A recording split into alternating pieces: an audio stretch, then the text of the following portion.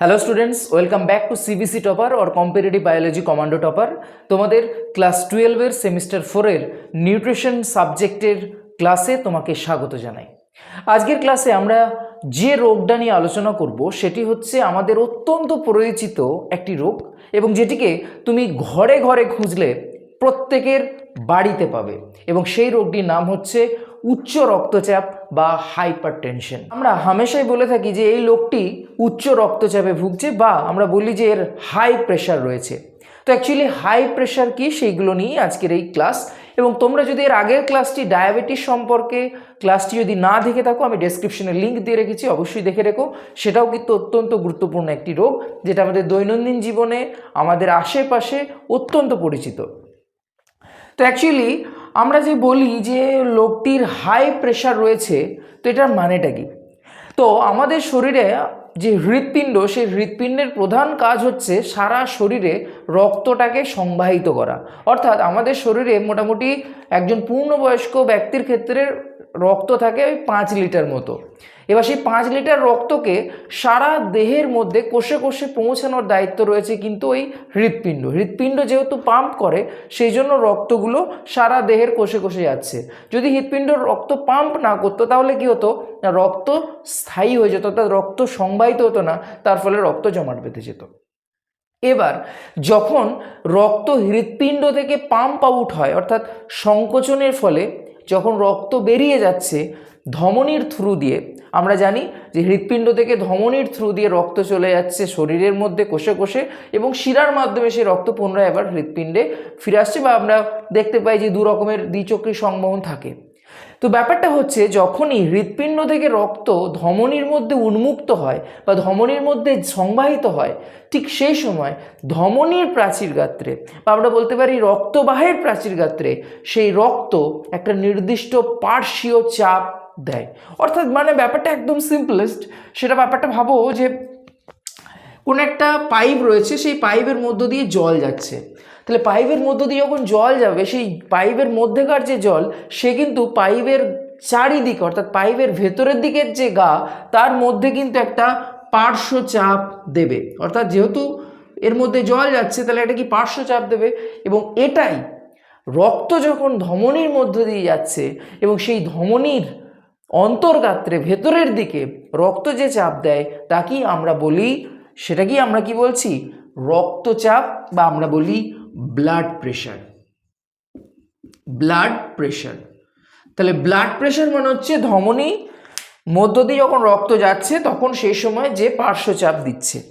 এবার আমাদের শরীরের ক্ষেত্রে নর্মাল যে পার্শ্বচাপ ব্লাড প্রেশারের ক্ষেত্রে যে মান হয় সেটাকে আমরা বলি সিস্টোলিক প্রেশার। অর্থাৎ যখন হৃৎপিণ্ড সংকুচিত হচ্ছে সেই সময় রক্ত তথা আমরা যদি তুমি ভাবো ব্যাপারটা যে হৃৎপিণ্ড থেকে রক্ত বেরিয়ে যাচ্ছে ধমনীতে, তাহলে যখন হৃৎপিণ্ড সংকুচিত হচ্ছে তখন নিলয় যখন সংকুচিত হচ্ছে হৃৎপিণ্ডের, তখন ধমনীর উপরে একরকম চাপ দেবে হৃৎপিণ্ড থেকে প্রবাহিত বা সংবাহিত হওয়া রক্ত।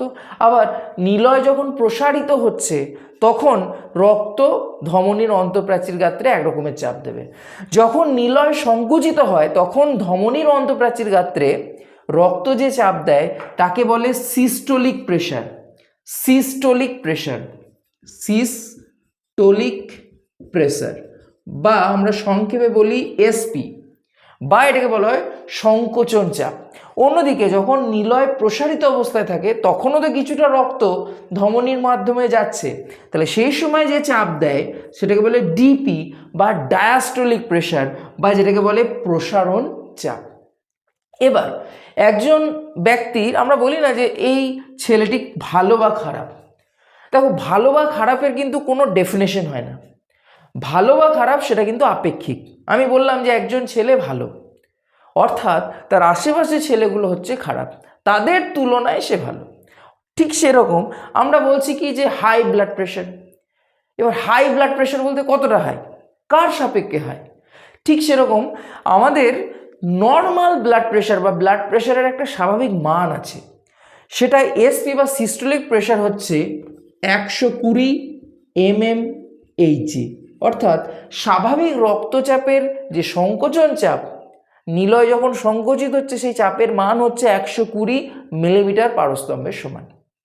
অন্যদিকে ডায়াস্টলিক প্রেশারের মান হচ্ছে 80 mmHg, অর্থাৎ 80 মিলিমিটার পারস্তম্ভের চাপের সমান। এখন মনে করো কোনো একজন ব্যক্তির তার লাইফস্টাইল জনিত কারণে বা বংশগত কারণে, আমরা কারণগুলো আসবো, তার ফলে তার দৈনন্দিন মানে প্রতিদিন তার রক্তচাপ হওয়া উচিত কত? 120/80। আমরা যখনই রক্তচাপ বলবো বা বিপি বলবো, বিপি লেখার ফর্মুলাই হচ্ছে SP/DP। ঠিক সেরকমই যখন কোনো মানে ডাক্তারের কাছে গিয়ে তুমি বলবে যে ডাক্তারবাবু আমার রক্তচাপ কত, দেখবে এরকম একটা মান বলবে যে 130/90, এরকম সামথিং এলস। তো এই যে বিপি বা ব্লাড প্রেশারের মানটাকে প্রকাশ করা হয় SP/DP, অর্থাৎ ওপরে থাকবে সংকোচন চাপ, নিচে থাকবে প্রসারণ চাপ।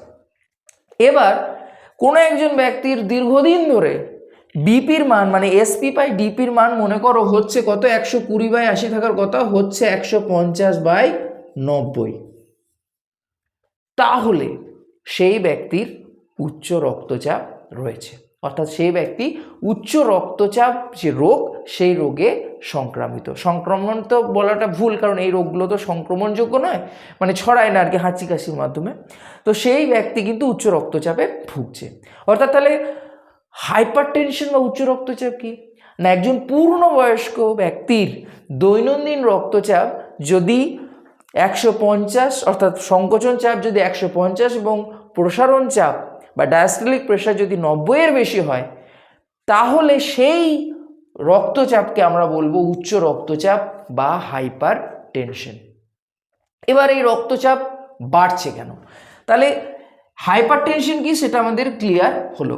এখন প্রশ্ন যে এই উচ্চ রক্তচাপের যে হাইপার টেনশন বা হাই প্রেশারের কারণটা কি? এর প্রধান বেশ কয়েকটা কারণ রয়েছে। যেমন 1 নম্বর কারণ হচ্ছে বংশগত, অর্থাৎ যদি তোমার বাবা মায়ের হাইপার টেনশন থাকে তাহলে কিন্তু সন্তান সন্ততির ক্ষেত্রে হাইপার টেনশনের একটা সম্ভাবনা রয়েছে, এবং দেখা যায় যে মেজরিটি ক্ষেত্রে সন্তান সন্ততির ক্ষেত্রেও কিন্তু উচ্চ রক্তচাপের প্রভাব দেখা যায়। তার মানে এই নয় যে তোমার বাবা মায়ের হয়েছে বলে তোমার হবেই। তুমি যদি কন্ট্রোল রাখতে পারো খাওয়া দাওয়াতে, তুমি যদি তোমার লাইফস্টাইলকে মেনটেন করতে পারো, তাহলে অবশ্যই তুমি এখান থেকে মুক্তভাবে বা এখান থেকে তোমার উচ্চ রক্তচাপের সমস্যা হবে না। নেক্সট যেটা উচ্চ রক্তচাপের অন্যতম কারণ, সেটা হচ্ছে মেধাধিক্য, অর্থাৎ ওবেসিটি। তোমার দেহের স্বাভাবিক ওজন যা হওয়া উচিত তার থেকে অতিরিক্ত বেশি হয়ে যাচ্ছে বা বেশি হয়ে গেছে, তাহলে কিন্তু তোমার উচ্চ রক্তচাপ হওয়ার সম্ভাবনা বেড়ে যায়। নেক্সট হরমোনের প্রভাব। বিভিন্ন হরমোন রক্ত প্রবাহের যে নালী, সেই নালীকে সংকুচিত করে। এবার তুমি ভাবে একটা পাইপে জল যাচ্ছে, পাইপটাকে তুমি টিপে দিচ্ছ, তাহলে কি হবে? জলের প্রেশার বেড়ে যাবে। ঠিক, জলটা দেবে একটু দূরে গিয়ে পড়ছে, তার মানে কি জলটাতে প্রেশার বেড়ে গেছে। ঠিক একই রকমভাবে আমাদের হরমোনের প্রভাবে যদি কোনো রক্তবাহের সংকোচন হয়, সেক্ষেত্রে কিন্তু উচ্চ রক্তচাপ হতে পারে। Next atherosclerosis. অ্যাথেরোস্ক্লেরোসিস কি? আমরা জানি রক্তবাহের মধ্যে যখন কোনো কোলেস্ট্রলের লেয়ার জমে যাচ্ছে, ভিতরের দিকে কে জমে গেছে? কোলেস্ট্রলের লেয়ার। এবার এই কোলেস্ট্রলের লেয়ার যদি জমে যায়, তাহলে রক্তবাহের যে প্রশস্ততা, যেটা চওড়া ছিল সেটা অনেক সরু হয়ে গেল, এবং এর ফলেও কিন্তু উচ্চ রক্তচাপ দেখা যায়। ঠিক, তার মানে এই যে অ্যাথেরোস্ক্লেরোসিস, হয়তো ধূমপান করলে, অতিরিক্ত চর্বি জাতীয় খাবার খাচ্ছ, হ্যাঁ, তোমার লাইফস্টাইল, ব্যাড লাইফস্টাইল, এইসবের জন্য যদি অ্যাথেরোস্ক্লেরোসিস হয়, সেটা কিন্তু হাইপার টেনশনকে কিন্তু মানে তার হওয়ার প্রবণতা, হাইপার টেনশন হওয়ার প্রবণতা সেই ব্যক্তির ক্ষেত্রে কিন্তু অত্যন্ত বেড়ে যায়। ঠিক, এবার আসি পথ্য তালিকা প্রস্তুতির মূল নীতি, অর্থাৎ একজন ব্যক্তি যিনি হাইপার টেনশনে ভুগছেন তার কোন কোন দিক আমরা লক্ষ্য রাখবো। প্রথম যেটা, সেটা হচ্ছে ক্যালোরি সমতা, অর্থাৎ সেই ব্যক্তির, আমি যে বললাম, অতিরিক্ত ক্যালোরি যদি শরীরে ঢুকে যায় তাহলে কিন্তু তার হাইপার টেনশন হতে পারে। তাহলে চেষ্টা করতে হবে অতিরিক্ত ক্যালোরি যাতে শরীরে না ঢোকে, অর্থাৎ খাওয়া দাওয়াতে একটু নিয়ন্ত্রণ করতে হবে। প্রোটিন 20 গ্রাম পার ডে ম্যাক্সিমাম, অর্থাৎ 20 গ্রাম পার ডে, দৈনিক 20 গ্রামের বেশি কিন্তু প্রোটিন ইনটেক করা চলবে না। প্রাণীজ ফ্যাট নিয়ন্ত্রণ, জেনারেলি উদ্ভিজ্জ ফ্যাট আমাদের স্বাস্থ্যের পক্ষে ভালো, যেমন বিভিন্ন রকমের যে তেল, mustard oil, sunflower oil, soybean oil, এগুলো আমাদের হেলথের পক্ষে উপকারী। অন্যথায় যে বিভিন্ন প্রাণীজ ফ্যাট, চর্বি, সেগুলো আমাদের স্বাস্থ্যের পক্ষে কিন্তু খুব একটা উপকারী নয়, যেটা আমাদের রক্তচাপের ক্ষেত্রে কিন্তু একদমই উপকারী নয়। সেজন্য সেই প্রাণীজ ফ্যাট জাতীয় খাবার কিন্তু তোমাকে নিয়ন্ত্রণ টানতে হবে। ভিটামিন, লটস অফ ভিটামিন তোমাকে খেতে হবে যাতে তোমার হাইপার টেনশন বা উচ্চ রক্তচাপ না হয়। এখানে আমি বেশ কিছু গ্রহণীয় এবং বর্জনীয় খাদ্য তালিকা দিয়েছি। গ্রহণীয় খাদ্য কি কি রয়েছে না, কম সোডিয়ামযুক্ত চালের ভাত খেতে হবে, উদ্ভিজ্জ তেল চলবে, সবুজ শাকসবজি এবং ফলের রস, এগুলো কিন্তু একজন উচ্চ রক্তচাপে বা হাইপার টেনশনে ভুগছে সে ব্যক্তির জন্য উপকারী। অন্যদিকে যেটা খাওয়া চলবেনই না সেটা হচ্ছে শুটকি মাছ, সামুদ্রিক মাছ, লবণ, আচার, স্পেশালি লবণটাকে বা কাঁচা লবণটাকে কিন্তু অ্যাভয়েড করতে হবে। দৈনিক খাদ্য তালিকায় লবণের মাত্রাটাকে কিন্তু ঠিক রাখতে হবে।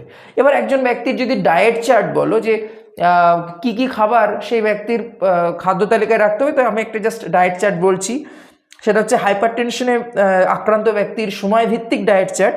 সকাল 6টায় ঘুম থেকে উঠলো, ঘুম থেকে ওঠার পর ফ্রেশ হওয়ার পর মেথি ভেজানো জল 1 গ্লাস, তারপর সকাল 8টায় 1 বাটি ওটস দুধ সহ ও 1টি কলা, দুপুর 12টা 30 মিনিটে 2টি রুটি বা ভাত 1 বাটি, অল্প তেলে রান্না করা বা সেদ্ধ করা সবজি 1 বাটি, 1 টুকরো মাছ, সঙ্গে স্যালাড। বিকেল 4টায় মুসম্বি বা কমলা লেবু 1টি, বিকেল 6টায় 1 বাটি মুড়ি, রাত তার সাথে 1 কাপ চিনি ও দুধ ছাড়া চা। তোমাদের মনে হতে পারে চিনিও নেই দুধ নেই, সেটা আবার কী ধরনের চা। রাত 9টা 30 মিনিটে 2টি আটার রুটি বা 1 বাটি, তার সাথে 1 বাটি চিকেন স্যুপ এবং শোয়ার আগে 1 কাপ স্কিমড মিল্ক। তো দেখো এগুলো হচ্ছে ডায়েট চার্ট। ডায়েট থেরাপির ক্ষেত্রে প্রয়োজন হলে এই ধরনের ফলো করা যায়, বাট এইরকমভাবে ফলো করা সবার ক্ষেত্রে কিন্তু সেটা পসিবল হয় না। তো যাই হোক, আশা করছি বোঝা গেল হাইপার টেনশন কেন হয়, কী জিনিস, এবং হাইপার টেনশন প্রতিরোধের জন্য আমাদের কী করা উচিত। দেখা হচ্ছে পরের ক্লাসে, ততক্ষণ ভালো থাকো, সুস্থ থাকো, এবং ভিডিওটি যদি ভালো লেগে থাকে অবশ্যই লাইক করো, সাবস্ক্রাইব করো, চ্যানেলে নতুন একদম হয়ে থাকলে এবং তোমার বন্ধু বান্ধবীদের সাথে শেয়ার করো।